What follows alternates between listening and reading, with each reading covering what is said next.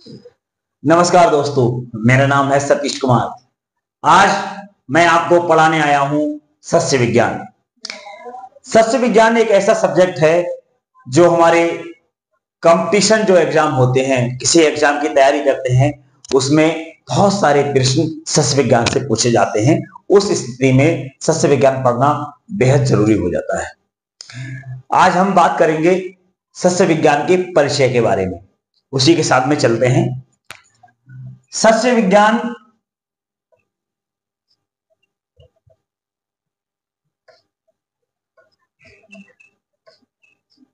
सस्य विज्ञान सस्य विज्ञान के पिता, अगर हम इनके जनक की बात करें, जनक या पिता कौन है, जिनको हम पीटरो डे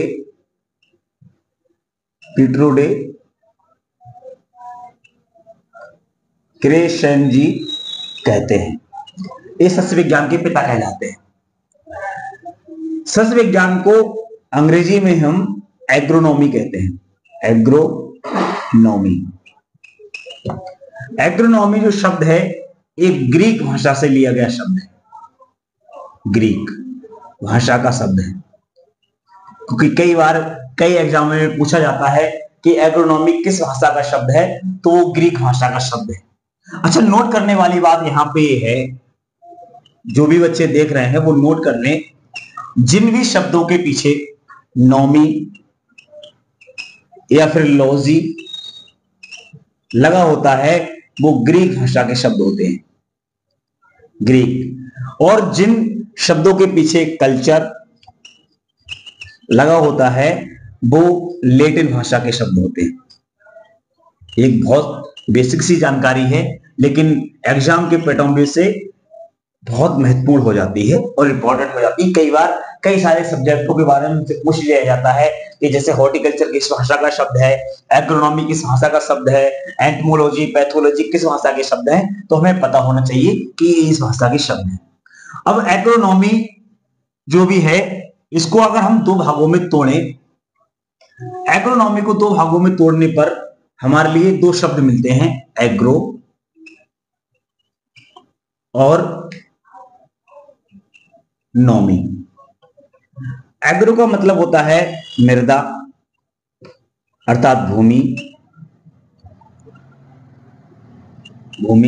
और नॉमस का मतलब होता है प्रबंध करना, अर्थात मृदा का उचित प्रबंध करना।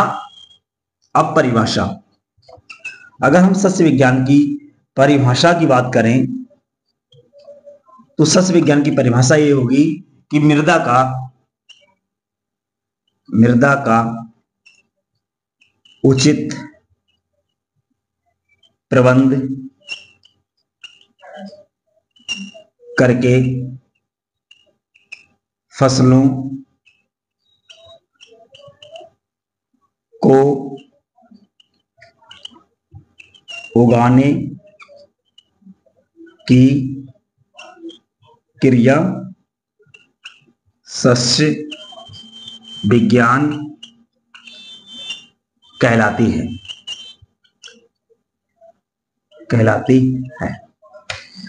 ये हमारी सस्य विज्ञान की बेसिक की परिभाषा है, और एक बहुत बेसिक्स की जानकारी है जो कई बार एग्जाम में हमसे पूछ ली जाती है कि ये किस भाषा का शब्द है, किससे लिया गया है। जिस समय अब हम बात करते हैं सस्य विज्ञान का कृषि में क्या योगदान है, क्योंकि ये बहुत ही महत्वपूर्ण सब्जेक्ट है अपने आप में। अगर हम बात करें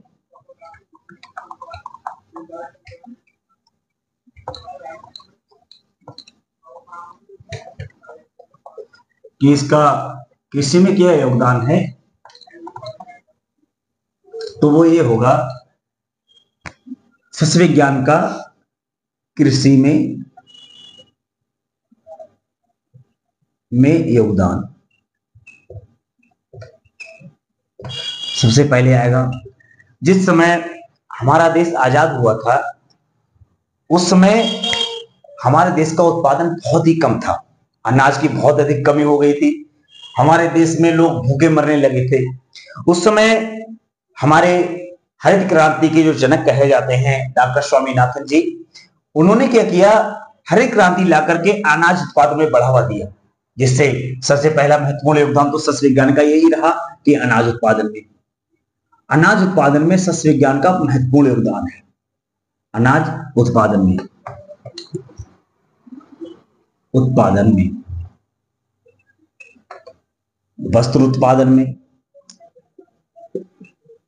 वस्त्र उत्पादन में रोजगार में, सभी लोगों को रोजगार प्रदान किया, रोजगार में, अच्छा फसलों की गुणवत्ता सुधारने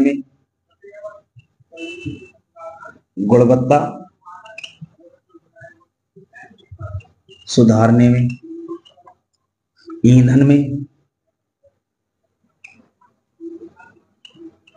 ईंधन में, ट्रांसजेनिक फसलें उगाने में, जैविक फसल उगाने में, उत्पादन बढ़ाने में। जब उत्पादन बढ़ेगा तो किसान की स्थिति सही होगी, किसान की स्थिति में सुधार। अब जब किसान की स्थिति सही होगी तो देश की अर्थव्यवस्था में योगदान, बहुत बड़ा योगदान कृषि का देश की जीडीपी में रहता है। अब हम बात करते हैं सस्य विज्ञान की कुछ महत्वपूर्ण बेसिक जानकारी के बारे में, जो कई बार हमसे पेपर में पूछ ली जाती हैं और वो एग्जाम के नजर से बहुत ज्यादा महत्वपूर्ण होती हैं और कई बार पूछी भी जाती हैं, क्योंकि जो छोटी छोटी चीजें होती हैं वो एग्जामों में बहुत बड़ा अपना योगदान निभाती हैं। जैसे कि कई बार हमसे पूछ लिया जाता है कि नकदी फसल किसे कहते हैं। नकदी फसल के बारे में हम बात करते हैं। नकदी फसल,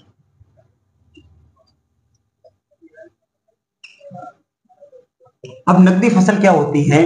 वे फसलें जो सिर्फ बेचने के उद्देश्य के लिए उगाई जाती हैं, जिनको सिर्फ किसान भाई बेचने के उद्देश्य के लिए उगाते हैं, वो नकदी फसल कहलाती हैं। उदाहरण के तौर पर तंबाकू,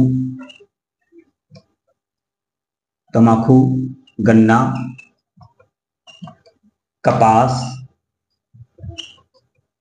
आदि। अब यहां पर एक प्रश्न ये बनता होगा कि क्या गेहूं नकदी फसल नहीं है? उसका तो नाम है नहीं। क्या धान नकदी फसल नहीं है? उसका भी नाम नहीं है। हाँ, गेहूं और धान दोनों नकदी फसल हैं जब वो बेचने के उद्देश्य से उगाई गई हो तब। अधिकतर किताबों में आपने देखा होगा तो इन्हीं 3-4 फसलों के नाम आपको दिखाई पड़ते हैं नकदी फसल के रूप में। वो इसलिए गेहूं और धान का उपयोग अधिकतर किसान जो भी है, जो छोटे किसान हैं, वो केवल अपने परिवार के भरण पोषण के लिए ही उस फसल का उत्पादन करते हैं, तो वो इसलिए उस फसल का उपयोग नकदी फसल के लिए रूप में नहीं लिखा जाता। परंतु जैसे तंबाकू है, वो चाहे किसी भी छोटी सीमा में उगाई गई हो, वो किसान अपने परिवार के उपयोग नहीं कर सकता। गन्ना अपने परिवार में उपयोग नहीं कर सकता, कपास अपने परिवार के भरण पोषण में उपयोग नहीं कर सकता, इसलिए इनको नकदी फसल के रूप में ही माना जाता है। गेहूं धान दोनों तब नकदी फसल के रूप में माने जाएंगे जब वो सिर्फ बेचने के उद्देश्य से उगाई गई हो, तो उसको हम नकदी फसल कहते हैं। दूसरी एक टर्म आती है कैच फसल।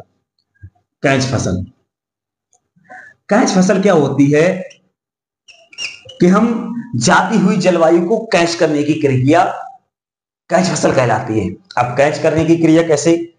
जैसे कि इस समय धान की खेती लगाई गई है।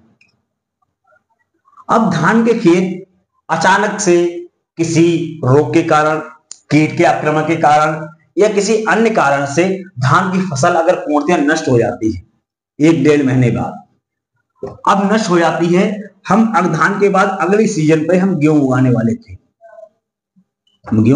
थे। अब ये 1 महीने के समय पे नष्ट हो गई। अभी हमारे पास में मान के चलो 2 से 2.5 महीना बाकी है गेहूं के उत्पादन या गेहूं की बुवाई करने के लिए।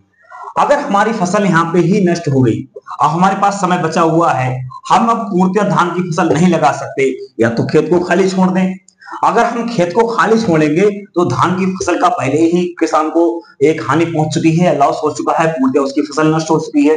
गेहूं की फसल लगाने में भी समय है, तो उस समय के बीच में हम क्या करते हैं, ऐसी फसल लगाते हैं जिनकी जीवन अवधि बहुत कम होती है, जैसे कि मूंग हो गई, उड़द हो गया, उड़द। इन फसलों को उगा करके हम जो धान की फसल में लॉस हुआ है, जो हानि हुई है, उसकी पूर्ति हम इन दो फसलों को अगर कर लेते हैं, और हम जब तक गेहूं की बुवाई होगी तब तक ये फसलें अपनी जीवन अवधि पूरी कर चुकी होंगी, जिससे किसान का खेत खाली नहीं होता है और किसान को जो हानि होनी थी उसकी भरपाई ये दो फसलें कर लेती हैं, जिससे किसान को अधिक हानि का सामना नहीं करना पड़ता। इन्हीं फसलों को हम कैश क्रॉप के रूप में जानते हैं। ऐसी स्थिति में अगर हम फसल उगाते हैं तो उनको कैश क्रॉप के रूप में हम जानते हैं। अब आती हैं पूरक फसलें। पूरक फसलें क्या होती हैं? जो एक दूसरे को पूरक फसलें, ऐसी फसलें जो एक दूसरे के उत्पादन में बढ़ावा प्रदान करती हैं। जैसे कि अगर हम गन्ना और गन्ना के साथ अगर हम आलू लगाते हैं तो ये दोनों फसलें ऐसी फसलें हैं कि ये एक दूसरे के उत्पादन में बढ़ोतरी करने का काम करती हैं।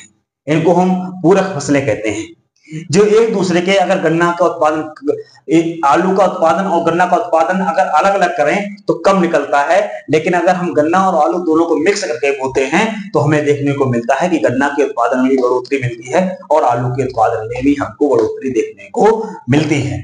अगली फसल के रूप में आती है हमारे पास में कवर क्रॉप, कवर फसलें।